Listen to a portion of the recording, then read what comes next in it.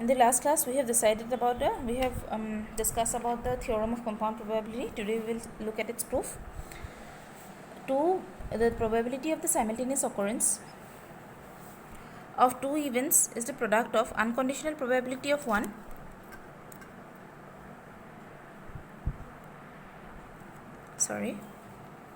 and the conditional probability of the other when the first one has already happened. Symbolically, for two events A and B, probability of A intersection B is equal to probability of A into probability of B given A, provided probability of A is greater than 0, and probability of B into probability of A given B, probability of B is greater than 0. এটো আমি এফালে যদি লৈ যাওঁ তেতিয়া probability of A intersection B এই হিচাপে পাই যাম ঠিক আছে proof to চাওঁ এতিয়া আমি let us suppose that the sample space S contains ns sample points of which na sample points correspond to the event A and corresponds to the sample A na correspond to the sample na number of sample points correspond to the event A and b number of sample points correspond to event B. Similarly, what we have, let nb sample points correspond to the event A intersection B. Here is a probability ami pallo probability of A ki hoy number of favorable by total number of outcomes. Probability of A hoise eto, probability of B hoise eto, or probability of A intersection B as given ami assume korlo so prothomote NAB given NS. Yar proof eta ki hobo. Now the conditional probability A given B refers to the sample points of NB sample points out of which NB sample points pertain to the occurrence of A when B has already occurred. Mane probability of A given B mane ki hoise number of sample points in AB divided by provided event B has already occurred. Etu junto ami agorte korisilo probability of A given B conditional probability ami ki pao probability of A intersection B by B junto amar slash pisot thake hetu amar denominator ahe. Similarly, যেতিয়া আমাৰ b given a হয় NAB হয় আৰু ইয়াত NA হয় এতিয়া আমি কি কৰিম আমি জানো কি probability of A intersection B কি হয় number of sample points NAB by NS এটো কোৰ পৰা আহিছে আমি আগতে assume কৰি লৈছো যে ইমানটো number of sample points correspond to AB. Excuse me. এতিয়া আমি কি কৰিছো probability of A intersection B is equal to number of sample points in AB and number of sample points in all total. এতিয়া আমি কি কৰিম এটো NA number of sample points A numerator আৰু denominator multiply কৰি দিম সেই হিচাপে আমি বেলেগ বেলেগ কৰি ললো সেপাৰেট কৰি ললো ইনটু মাজত ৰাখি NA by NS এটো আছে অলৰেডি NAB এটো ওপৰত আছে NA সেই হিচাপে আমি NA by NS কি লিখিব পাৰো probability of A NAB by NA কি লিখিব পাৰো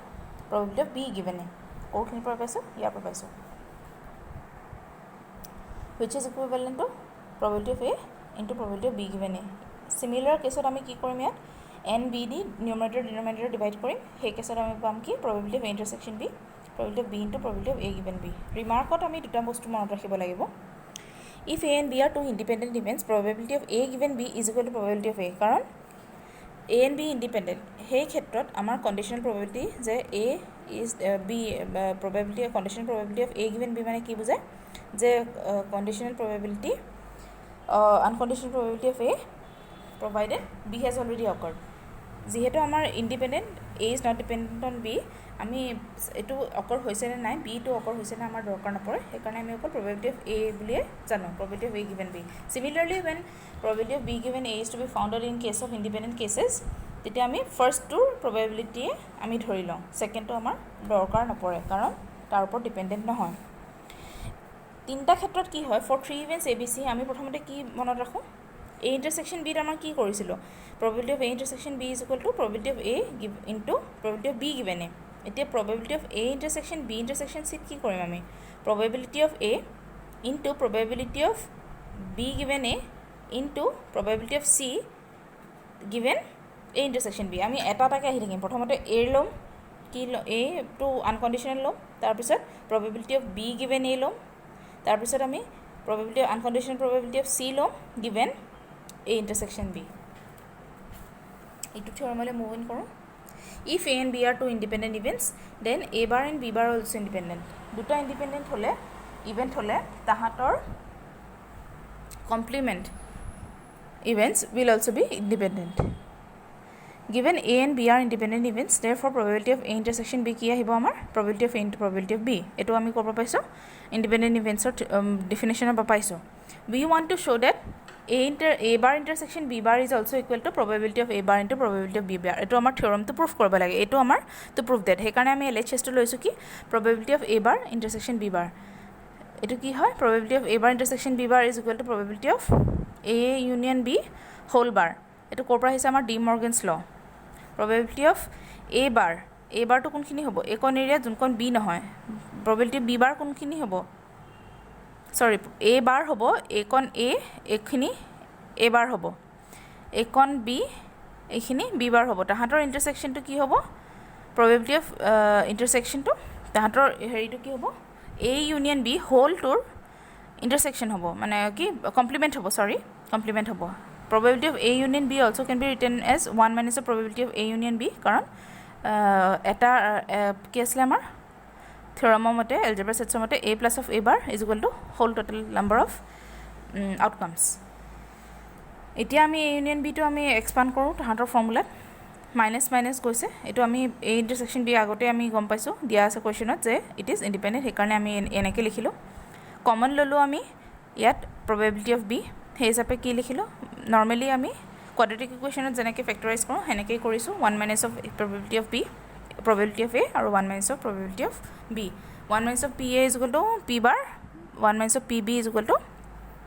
P bar হেতু সেই কাৰণে তাহাঁতি independent আৰু এটা ক্ষেত্ৰত কি পঢ়িম A and B bar are also independent since A intersection B bar কোনখন এৰিয়া হ'ব একন এৰিয়া হ'ব A intersection B bar একন কি হয় A এটো হৈছে B একন কি এৰিয়া হ'ব A bar intersection B হ'ব একন মাজৰকন কি হ'ব A intersection B হ'ব since probability of A intersection B bar is equal to probability of A minus of probability of A intersection B হেতু গম পালো এতিয়া আমি কি কৰিম probability of A to হিচাপে লিখিছো since A and B are independent in the given question এটো আমি expand কৰি দিছো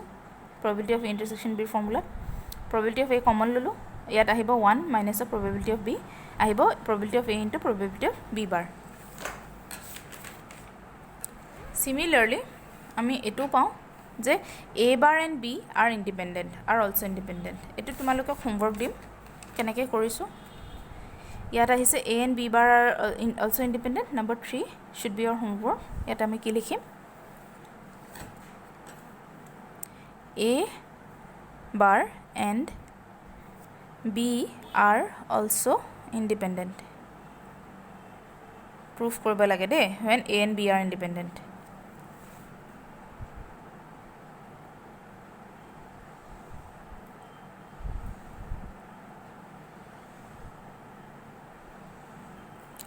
তোমালোকক মই হোমৱৰ্কস বা অ্যাসাইনমেন্টস বোৰ আকৌ মই ফ্ল্যাশ কাৰ্ডত ফটো মাৰি পঠিয়াম এটো তোমালোকে হোমৱৰ্ক কৰিবা ৰেফাৰেন্স হৈছে এটো কেনেকে কৰিছা মানে এতিয়া আমি এটো সেকশন লৈছিলো না এটো প্ৰুফ কৰোতে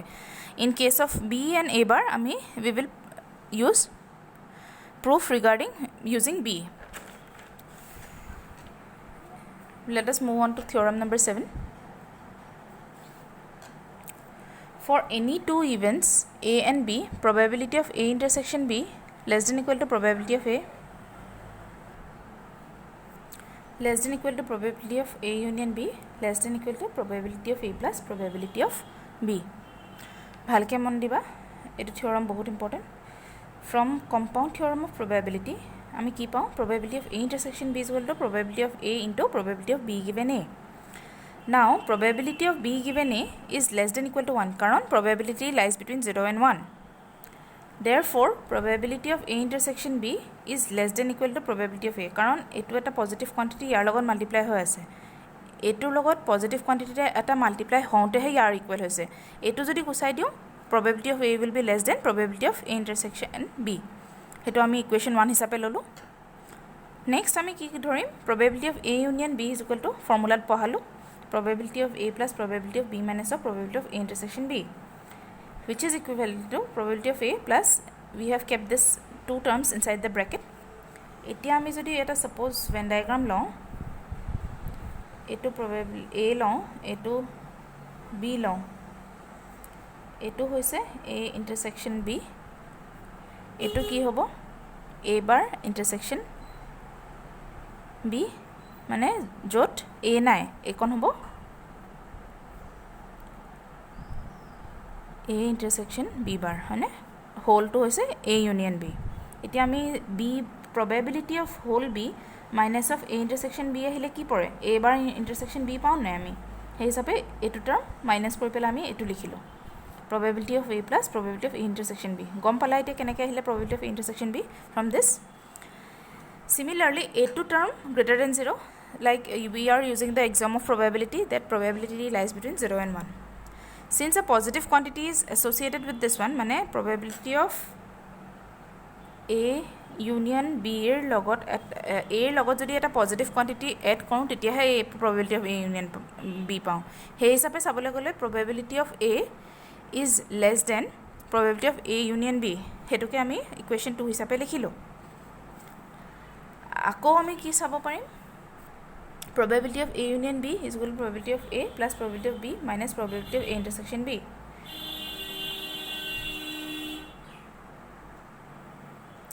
probability of A union B ফৰ্মুলাটো লিখিলোঁ আমি। এই গোটেই টাৰ্মটোৰ পৰা মানে এইটো টাৰ্মৰ পৰা যেতিয়া এটা পজিটিভ কোৱান্টিটি মাইনাছ কৰোঁ, since probability of A intersection B is greater than 0, minus কৰিহে এইটো পাওঁ।